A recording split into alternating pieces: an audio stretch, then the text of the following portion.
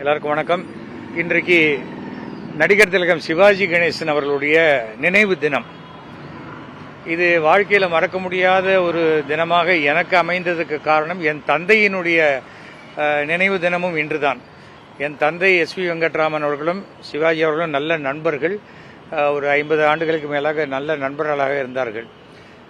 But இந்த நினைவு தினம் ஒரே நாளில் அமைந்தது மிக ஆச்சரியமான ஒரு விஷயம். இந்த மாதிரியான ஒரு சமயத்தில் என் தந்தை இறந்த அன்று பிரபு அவர்கள் எல்லாருமே வந்தாங்க. அவங்க வீட்டில் அந்த முதல் ஆண்டு நினைவு தினத்தை அதை செலிப்ரேட் பண்ணுறதுக்கு முன்னாடி இங்கே வந்து வீட்டில் எங்கள் அப்பாவுக்கு அஞ்சலி செலுத்தி விட்டு போனார்கள்.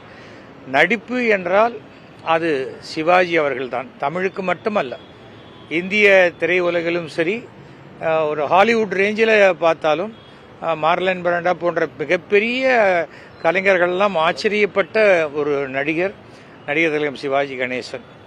அவருக்கு அரசு மிகச்சிறந்த ஒரு மரியாதையை கொடுத்து இந்த இடத்துல இந்த மணிமண்டபம் பண்ணியிருக்காங்க. முதல்ல மணிமண்டபத்துக்கு இடம் கொடுத்துட்டு அது கட்டாமல் இருந்தபோது நான் ஒரு இனிஷியேட்டிவ் எடுத்து அப்போ இது கட்டி ஆகணும்னு சொல்லி நடிகர் சங்கத்துலேயும் அதை ப்ரெஷரைஸ் பண்ணினோம்.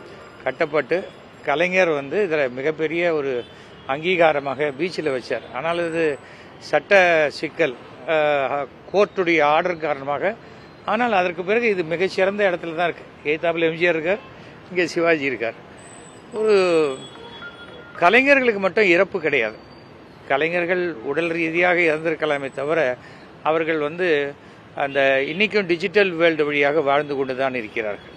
மிக ஆச்சரியமான ஒரு விஷயம். நான்லாம் ஒரு நடிகனாக இருக்கேன்னா எனக்கு பிறகும் நான் வாழ்ந்து கொண்டு தான் இருப்பேன். இன்னைக்கு எஸ்பிபி குரல் வழியாக வாழ்ந்து கொண்டிருக்கிறார். இந்த கலைஞர்களுக்கு மட்டும் இறப்பே கிடையாது. அது வந்து ஒரு வரம்.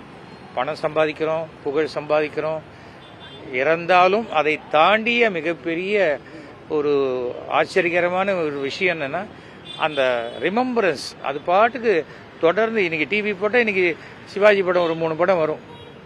ஸோ அது வந்து ஒரு கடவுள் கொடுத்த வரமாகத்தான் நினைக்கிறேன். சிவாஜியை போன்றவர்கள் இன்னைக்கு இலக்கணம் ஒரு டிக்ஷனரி மாதிரி.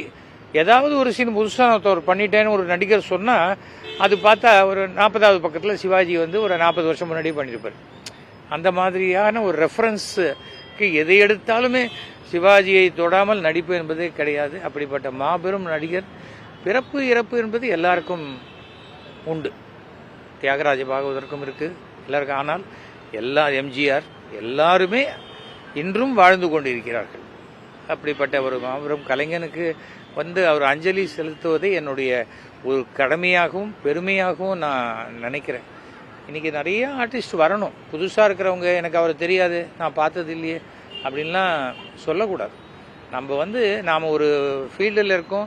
அந்த ஃபீல்டில் இருக்கக்கூடிய முன்னோர்களுக்கு உண்டான மரியாதையை செலுத்தும் பொழுது நமக்கு உண்டான அங்கீகாரம் கிடைக்கும் என்பது என்னுடைய கருத்து. ஸோ இப்படிப்பட்ட நாளில் இங்கே வந்து நான் இவருக்கு அஞ்சலி செலுத்துவதில் நான் ரொம்பவும் கடமையாக நினைக்கிறேன், பெருமையாக நினைக்கிறேன்.